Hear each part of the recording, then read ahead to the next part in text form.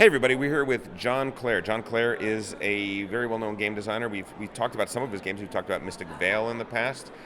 We've talked about Space Base, I believe. Edge of Darkness we haven't, but that's really good. He is here with a new game at bgg.con. He is talking about Ecos, the first continent, which congratulations, it was in the top 10 buzz at Essen. So congratulations on that. Yeah, it's fun. This is the first BGG.con where one of my games is in the hot games room, so that's cool. That's a milestone. Yeah, it's cool. You leveled up. Right, yeah. Yeah, tell us about Ecos. So Ecos is so thematically, players are like forces of nature trying to craft the world to the direction and style their cards want them to, right? Mm-hmm. So players are kind of, how I describe it, uncooperatively building the same landscape in the sense that they all have sort of competing visions of what it looks like. The core system of the game was very much inspired by a game I'm a big fan of, Rise of Augustus, where a lot of people describe it as gamer bingo. So the idea being there's a bag with a bunch of different icons in it, and one player takes on the role in Ecos, they're called the Harbinger, and they pull out one token at a time, and each token they pull out gives you an icon which then all players can use to place a cube on one of the cards they have in play.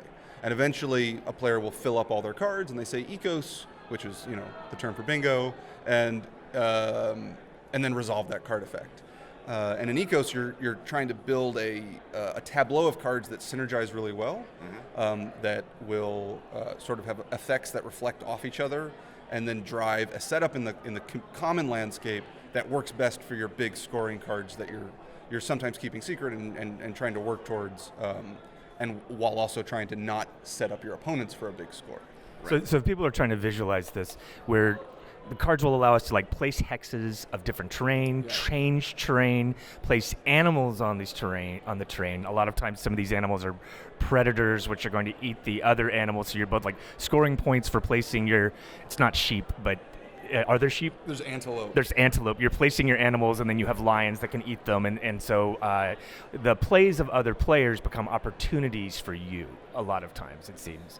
Yeah, absolutely. So the depth in the game really comes from once you've played a few times and you have an idea of what the card pool is, and you start not just paying attention to building your own synergies of your cards, but what you expect your opponents to do based on the type of cards they're playing. Right. And then the strategy comes. It looks like they're going to start pursuing this strategy, which means the landscape is going to start adjusting in this way. They're going to start placing mountains and forests on the board to create what could be a dense mountainous forest terrain. I want to grab cards that are going to work into that strategy as well, and or I have cards that could work into that, but I don't have cards that can score off of it, so I'm going to hold those cards back or use them somewhere else that doesn't contribute to their score. Right. So the depth in the game comes a lot in recognizing what other people are doing, working it into yourself, and then kind of having some foresight, which comes again with some experience in the game, into what the landscape is gonna look like as the game progresses, and given that, how you should build out your tableau of cards. Gotcha. And what I noticed from the short playtest that we did was that because the tiles in the bag are not equal, there are more sun tiles than anything else. There are very few animal tiles, that designing the cards that you're going to put in front of you, drafting them properly, has a serious aspect of I'm looking at what are the other people going to be scoring on, how can I differentiate myself to some degree without getting myself into a situation where all of my cards need these very rare elements in order to score. So also interestingly, the game has, these cards have a variable lifespan. Some of them will score once and then they're gone. Some of them will score up to 4 different times. Right. Which is really, really interesting from an engine builder perspective, because you're looking at what are the fast scorers that I can do multiple times, what are the things that I'm probably going to have to wait for, but is a really big payoff, which creates, to my play, it creates a really interesting sense of pace, which I found interesting. So is this game out now? How do people get this? Yeah, this was officially an Essen release, so it's been out for a little less than a month. And it should be in retail and all available now. Great. Yep. So you say you've got another game coming out? So I've got 3 on the schedule next year. Probably the one I'm most excited to talk about would be my next big card crafting Kickstarter game. Also coming out from AEG, called Dead Reckoning, which is a high seas pirating, privateering game. It uses card crafting as the core system. So is that the same card crafting? Is that like the Mystic Vale system? Okay. Correct. Yeah. So it has card crafting at its core, which is, if you're familiar with Mystic Vale, it's the idea of all the cards that you're using in the game start in card sleeves, and during the course of the game, you're going to be putting transparent, what we call advancements, into those cards. So each card ends up with multiple cards in it that kind of overlay on top of each other, ideally in a synergistic way. So you're essentially building the cards via playing the game and trying to make them better as you build them. So in Dead Reckoning, we do one new way of card crafting. So it has a familiar way, which is like Mystic Vale, where you can add advancements. But every card in your starting deck starts with two things already in it. One being an illustration image, and that's all it is. It's an image and a name for the card. And then a background ability, which goes behind it. And basically the illustration, imagine the illustration covers the top half of the card. Right. And the bottom half of the card is then visible, right? And that back card, the card behind it, is what's coming through on the bottom. And it has an ability on the bottom, an ability on the top, and then it's double-sided, and another ability on the bottom, and another ability on the top. So depending on how it's sleeved, only one of those four abilities shows, because the other one's blocked by the ability above it. And as the game progresses, you're going to level up your cards through those four ability levels. Gotcha. So your core cards you start with naturally level up as the game progresses. And that's what drives all of the different This is the next step in the card building mechanism which you've been exploring. That sounds exciting. Do you want to talk a little bit about, we've known each other in LA for a while. Why don't you talk about how you transitioned from somebody prototyping games, trying to kind of break into the industry, to actually getting stuff published? You know, how did that work so that we can copy you? Yeah. Well, I'm still a guy just prototyping a bunch of stuff some of the time. Right. It's still the same, right? Sometimes that's what it feels like. I'm just a guy prototyping a lot. So for me, I think it's different for a lot of people. For me, I caught a break with really Edge of Darkness, which turned into Mystic Vale initially as the game that kind of broke me out and had my first recognizable named game out there. And for me, it was kind of the card crafting idea that got it going, right? And before I'd really had anything published, I wanted to have something published and have some success there. And I felt like the way to do it was to come up with something really unique, right? I spent some time just trying to find a really cool, unique idea. I landed on card crafting, which felt like, hey, this could be cool. I'd never seen anything like this before. And then was able to make a game that I thought was good enough to pitch, and had the good fortune of pitching it to AEG, who really loved the idea and were like, actually, we want to work on a number of games with this system. And then I was able to get a good relationship going with them, and I've pitched them other games like Space Base. Because you can kind of get in front of publishers and pitch them. Like, there are opportunities. It's just they choose so few. You have to kind of craft something that's unique and interesting for it to happen. Yeah. So if you're just currently just doing it for fun, and you've got some games you think are pretty good that you've been working on, the next step is to pitch them. You can pitch by email, which is sort of the low investment, low success way to do it. Right.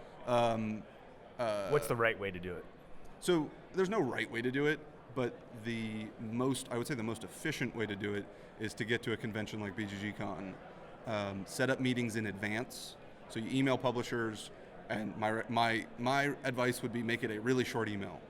Right. Like don't give a paragraph describing your game. Just say, I have a few games, maybe a one-sentence highlight of what it's about. Would you be interested in getting a pitch for this? Do you have time at this convention? And then that way they can schedule it. Right. You're not bugging them on the convention floor or whatever. But which sometimes can work. That can work too. But it's less optimal. It's more professional to. It's more professional, and you're guaranteed to have a half hour to actually, or whatever the meeting ends up being, to actually show them the game and present it. And when you go to a convention like BoardGameGeek.con, where it's all about playing, as opposed to a convention like Gen Con, where generally publishers are there to sell a bunch of games, and they have wall-to-wall meetings with other industry people. At a convention like bgg.con, if you pitch them a game, there's a good chance they'll be like, "Can we just play that later tonight?" Right? Right. Yeah. If they're interested in the game, and then they know right away. They can give you feedback on the game. If they like it after the play, they might say, "Can I just take this copy of your prototype?" Right? And it's just much quicker than meeting them at a convention saying, "Hey, you like my game?" and then they take it home, or you mail it to them a month later, and 6 months later they actually get around to playing it. Right? That's great. That's really good advice. A couple last things. First of all, Ecos, which is your game that's out right now. What do you think the audience for the game is? Who are the ideal players for this particular game? I wouldn't start there. Is it people that like fun? Is that it? Yeah, correct. No, I guess we're talking about weight to some degree, Yeah. and where that falls on the scale. So it's medium light, I would say. It has a lot of the complexity. It's actually a very simple game, rules-wise, like core rules. The complexity in the game comes recognizing all the different and understanding all the different card powers, Sure. and looking through all of that, which is a little bit more intuitive for someone who's played a lot of games. But if you're more introductory to the hobby, it's on the heavier end for you, probably, just based on the variety of card effects. Sure. The core game's pretty simple, though. This struck me as a good kind of kitchen table game. Like, we get a lot of questions on our podcast about like what's a good game I can play with my partner, or with my partner and my teenager. What is the game that I can introduce the person that is not a gamer in my life to, that can be a bridge to get them into heavier meter stuff? And I think this is really good because it is a gorgeous production. Yeah, it's very pretty. It has a lot of the same appeal as like Wingspan, where it's got a great It looks table super good presence. on the table, yeah. Exactly.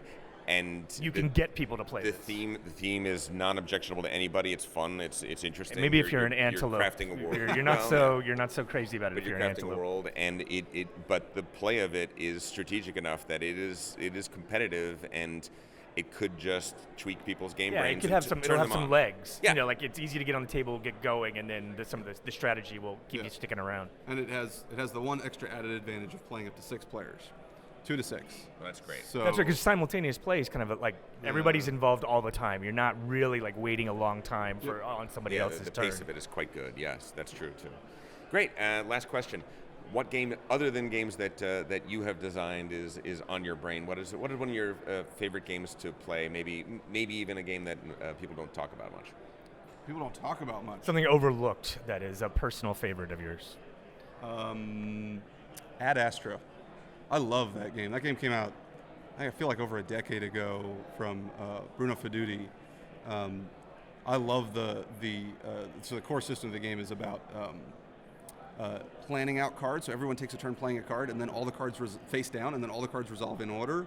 And that, just trying to predict what other people play and then what you play. Really clever game. Really clever core system to an otherwise like simple sort of territory grabbing game. I love Ad Astra. I have not played it. Nor have I. Now I have to give yeah. it a try. Thanks so much, John. That's exactly what we're looking for. Yeah. Fantastic. All right, congratulations. Thank you so much. Thanks, guys.